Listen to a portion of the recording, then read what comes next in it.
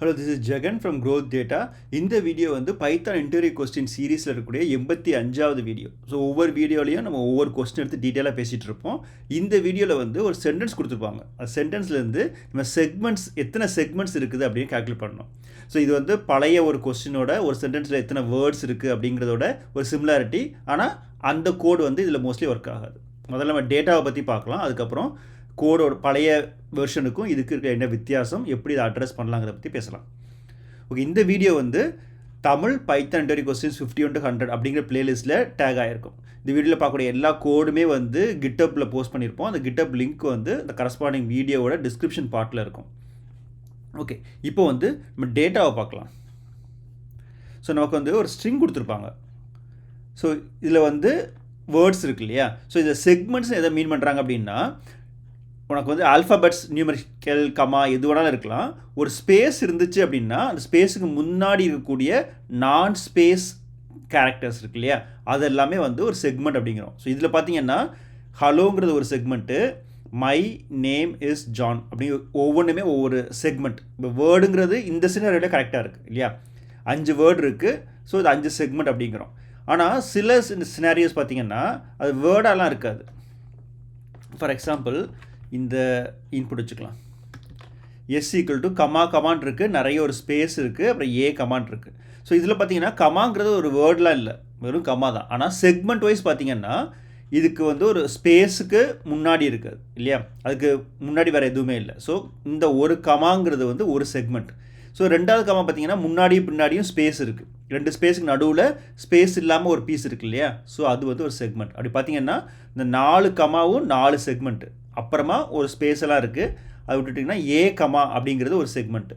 அப்புறம் ஏஇஇஎஃப்ஏ அந்த 5 எழுத்து சேர்ந்த ஒரு வார்த்தை வந்து ஒரு செக்மெண்ட். அப்படி பார்த்தீங்கன்னா இந்த ஸ்கிரிப்டில் வந்து 6 செக்மெண்ட் இருக்குது இல்லையா? வார்த்தைகள்னு பார்த்தா 2 தான் இருக்குது, ஆனால் செக்மெண்ட்னு பார்த்தா 6 இருக்குது. ஸோ அதான் வந்து பழைய கொஸ்டினுக்கும் இது இருக்கக்கூடிய பெரிய வித்தியாசம்.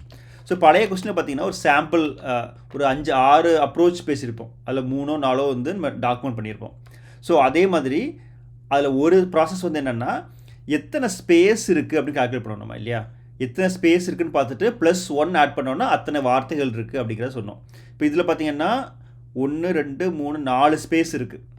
இப்போ எஸ் டாட் கவுண்ட் ஆஃப் அந்த ஸ்பேஸ் கொடுத்தோன்னா 4 ஸ்பேஸ் இருக்குது. இப்போ எத்தனை வார்த்தைகள், அந்த கவுண்ட்டு +1 கொடுத்தோன்னா அத்தனை வார்த்தைகள் இருக்குது இல்லையா?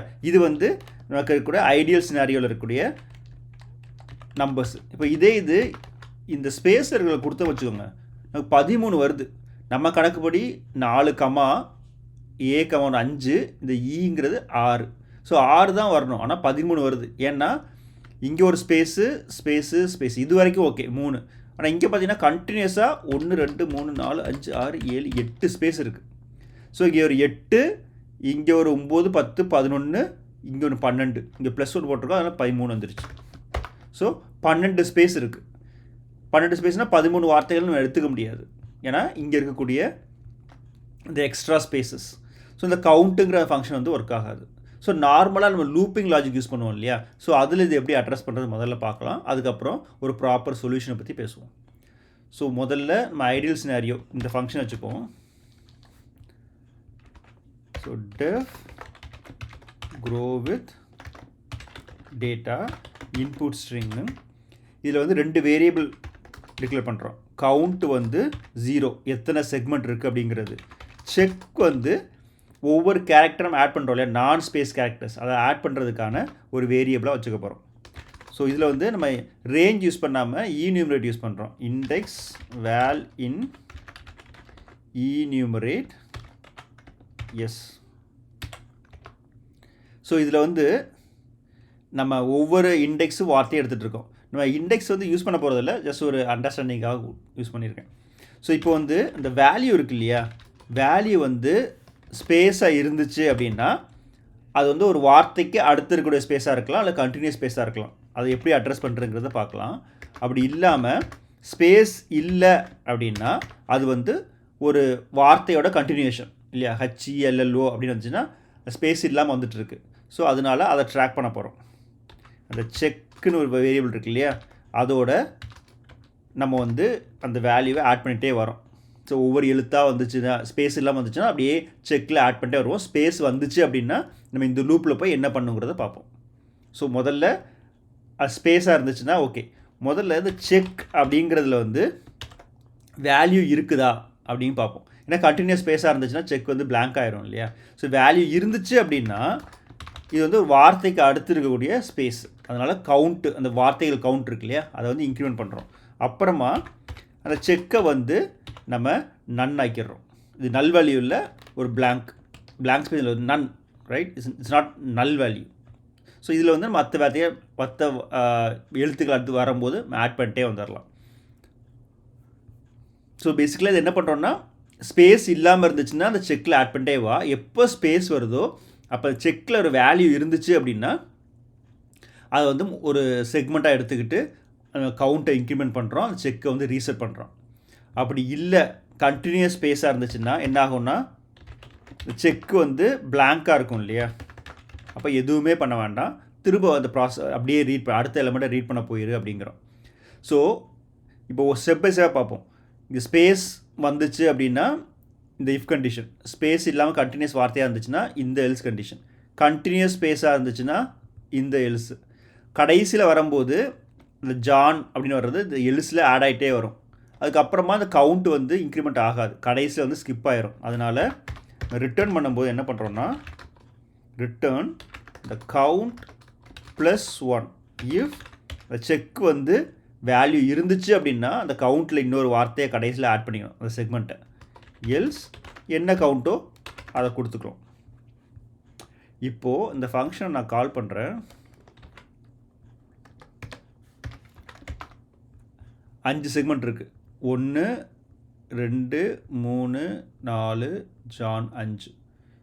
இது நம்ம இந்த அன்வான்ட் சினாரியோ ஸ்பேஸ் நிறைய இருக்கு இல்லையா, அது கொடுத்தோன்னா 6 வரணும். ஸோ 4 ஸ்பேஸு, இது ஏ ஒரு 5, இது ஒன்று 6. ஸோ 6 செக்மெண்ட் வந்துருச்சு. ஸோ இது வந்து கரெக்டாக அட்ரஸ் பண்ணுது. எப்படி இந்த லூப் போகுதுன்னு ஒவ்வொன்றா பார்க்கணும் அப்படின்னா ஃபஸ்ட்டு இண்டெக்ஸை விட நம்ம ஆக்சுவலாக ஒரே வேல்யூவாக பண்ணால் கூட அதே தான் ஒர்க் ஆக போகுது. வேல் இன் எஸ். ஸோ இதுவும் அதே மாதிரி தான் ஒர்க் பண்ண போகுது. For val in S, right. So அதே வேல்யூ தான் வரப்போகுது. மல்டிபிள் டெஸ்ட் கேசஸ் கொடுக்கணும் அப்படின்னா நம்ம அந்த அசர்ட் ஃபங்க்ஷன் யூஸ் பண்ணி மல்டிபிள் டெஸ்ட் கேசஸ் கொடுக்கலாம். ஸோ எல்லாமே கிளியர் ஆகும். இப்போ டெஸ்ட் கேஸ் பார்க்குறது முன்னாடி ஒரு ஐடியல் சினாரியோ இல்லையா, இது எப்படி ஒர்க் ஆகுதுன்னு பார்க்கலாம் முதல்ல. ஸோ முதல்ல இதை கோடை காப்பி பண்ணி இங்கே கொண்டு போயிடலாம். முதல்ல இந்த hello my name is John. So முதல்ல இது வந்து ரீட் பண்ணுது ஸ்ட்ரிங்கை. முதல்ல எழுத்து என்னது ஹச். ஸோ இங்கே வந்து செக் பண்ணி பார்க்குது அந்த வேல்யூ வந்து ஸ்பேஸாக இல்லையான்னு சொல்லிட்டு. ஸ்பேஸ் இல்லை, அதனால் டேரெக்டாக அந்த எல்ஸுக்கு ரெண்டாவது எல்ஸுக்கு வந்துடுது. வந்து அந்த கவுண்ட்டை வந்து இந்த செக்கை வந்து அந்த வேர்டு ஆட் ஆகுது. ஏற்கனவே செக் வந்து நன்னாக இருக்குது. So check equal to H. அடுத்து இ வருது. ஈயும் வந்து அதே மாதிரி இந்த நோ, அதனால் எல்ஸுக்குள்ளே போகுது. ஸோ செக் வந்து இ ஆகுது. அப்புறம் அதே தான் எல்லுக்கு எல்எல்ஓ கமா. ஸோ எல்லாத்துக்குமே வந்து ஹச்இ எல்எல்ஓ கமா ஒவ்வொன்று ஆட் ஆகிட்டு வருது. அதுக்கப்புறமா ஒரு ஸ்பேஸ் வருது இல்லையா ஹலோக்கு அடுத்து. ஸ்பேஸ் வரும்போது இங்கே வருது, அது ஸ்பேஸான்னு செக் பண்ணுது. எஸ் ஸ்பேஸுங்கிறதுனால செக் என்ன வேல்யூன்னு பார்க்குது. செக் வந்து ஹலோஸ் கமா இருக்குது, அதனால் இஃப் செக் எஸ், அதில் வேல்யூ இருக்குது. அப்போ என்ன பண்ணுது, கவுண்ட்டை வந்து இன்க்ரிமெண்ட் பண்ணுது. கவுண்ட் வந்து 1, ஏற்கனவே 0வாக இருக்குது, இப்போ 1. அப்புறமா செக்கை வந்து ரீசெட் பண்ணிடுது. சிஹெச்கே ஈக்குவல் டு அந்த நன் ரீசெட் பண்ணுது. திரும்ப லூப்புக்குள்ளே போகுது. எம்ஒய் வரும்போது உங்கள் செக்கில் வந்து எம்ஒய் ஆட் ஆகும். ஸ்பேஸ் வரும்போது இந்த இஃப் ஸ்டேட்மெண்ட்டு ஒர்க் ஆகும், ரைட். இது வந்து ஐடியல் கேஸு.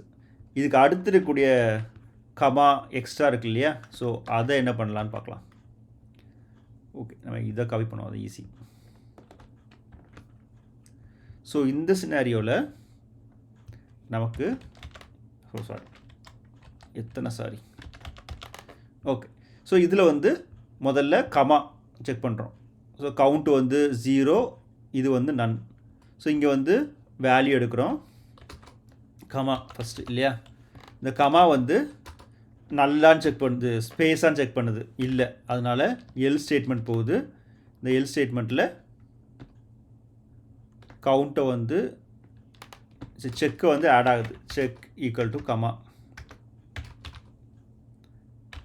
இல்லையா? ஸோ இங்கே திரும்ப வருது ஸ்பேஸு, அடுத்து ஸ்பேஸாக இருக்கும்போது இங்கே வருது, ஆமாம் இது ஸ்பேஸு எஸ்ஸு.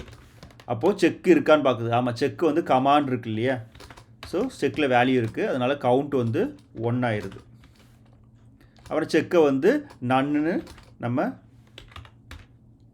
ரீசெட் பண்ணிடுறோம். திரும்ப ஸ்பேஸ் முடிஞ்சு கமாக்கு வருது. ஸோ கமா அதே மாதிரி நோக்கு போகும், செக் வந்து கமா ஆகும். ஸோ அப்போது கவுண்ட் வந்து 4 வரைக்கும் போகும், 2 3 4 வரைக்கும் போகும். அதுக்கப்புறமா ஒரு ஸ்பேஸ் வருது, அது வந்து இந்த 4ஓட முடிச்சிடும். அதுக்கு அடுத்த ஸ்பேஸ் வருது, அப்போ செக் வந்து நன்னா இருக்குது. அப்புறம் 2வது ஸ்பேஸ் 3வது ஸ்பேஸ் வரும்போது என்ன ஆகும், இங்கே வந்து அந்த ஸ்பேஸாக இருக்குன்னு வச்சுக்கோங்க, இங்கே வருது, ஆமாம் இது ஸ்பேஸு. இஃப் செக் இல்லை, ஏன்னா செக்கு வந்து இங்கே பிளாங்காக இருக்குது, அதனால் இந்த எல்ஸுக்கு வருது. கண்டினியூஸ் நன்னாக இருந்துச்சுன்னா, கண்டினியூஸ் ஸ்பேஸாக இருந்துச்சுன்னா இந்த கடைசி எல்ஸுக்கு வருது. வந்துட்டு இது என்ன சொல்லுது, கண்டினியூ பண்ண சொல்லுது. நீ எதுவுமே எந்த ஆணையும் அடிக்க வேண்டாம், அப்படியே அந்த லூப்பை கண்டினியூ பண்ணுங்குது. ஸோ ஒவ்வொரு ஸ்பேஸாக போகுது, கடைசியில் இந்த ஏ வர்ற வரைக்கும். ஸோ ஏ வந்துச்சுன்னா திரும்ப இந்த சினாரியாக வந்துடும், பிளாங்க் இல்லை அப்படிங்கிறதுனால செக் வந்து உங்களுக்கு ஏ கமான் ஆயிரும். ஸோ இப்படி தான் வந்து நம்ம கண்டினியூஸ் ஸ்பேஸை வந்து அட்ரஸ் பண்ணுறோம்.